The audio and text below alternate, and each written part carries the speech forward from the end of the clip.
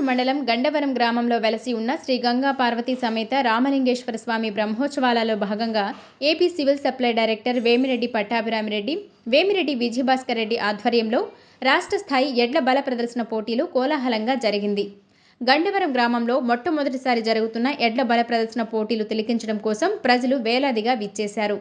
ఈ సందర్భంగా వేమిరెడ్డి విజయభాస్కర్ రెడ్డి, వేమిరెడ్డి పట్టాభిరామిరెడ్డి టెంకాయ కొట్టి పోటీలను ప్రారంభించారు. ఈ పోటీలలో 9 జతల ఎడ్లు పాల్గొన్నాయి. మొదటి బహుమతి విజేతగా గురువారెడ్డి రమేష్ యాదవ్ తాడిపత్రి పొద్దుటూరు చెందిన ఎద్దుల జత మొదటి బహుమతి ₹1,00,000 కైవసం చేసుకున్నారు. రెండవ బహుమతి కర్ర వెంకటేష్ యాదవ్ ₹75,000 బహుమానం గెలుచుకున్నారు. మూడవ బహుమతి సాయి గణేష్ శర్మ ₹50,000, నాలుగవ బహుమతి మర్యాల సుబ్బారెడ్డి ₹30,000 గెలుచుకున్నారు. ఐదవ బహుమతిగా పీవీఎస్ఆర్ వీరాస్వామి ₹20,000, పోటీలో పాల్గొన్న మిగిలిన 4 జతల ఎద్దుల యజమానులకు ₹10,000 చొప్పున బహుమతులు అందజేశారు.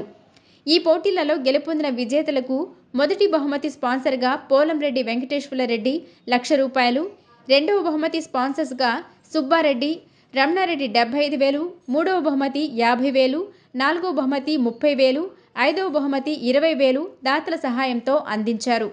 ఈ కార్యక్రమంలో ఆలయ చైర్మన్ ఆలం మాలకొండయ్య, మాజీ ఎమ్మెల్యే వంటేరు వేణుగోపాల్ రెడ్డి, మాజీ నుడా చైర్మన్ ముక్కాల ద్వారకనాథ్, గ్రామ పెద్దలు పాల్గొన్నారు. ఈ కార్యక్రమానికి ఆది పురుషుడు మన ఆలం మాలకొండయ్య దేవస్థానం చైర్మన్. ఎందుకంటే నా వెంటబడి ఈ కార్యక్రమం జరపాలని చెప్పి ఆయనకు అతనుకున్న ఇష్టాన్ని నాకు కూడా ఇష్టంగా రుద్ది ఈరోజు ఈ కార్యక్రమాన్ని చేశాం.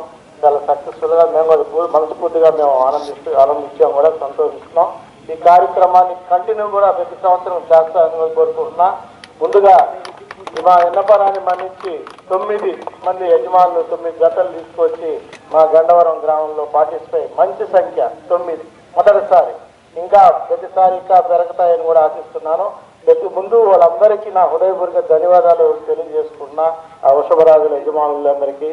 ఎందుకంటే ఈరోజు అత్యంత ప్రీతిపాత్రమైన నందీశ్వరుడు అంటే మా పరమశివుడు మహాదేవుడి వాహనం.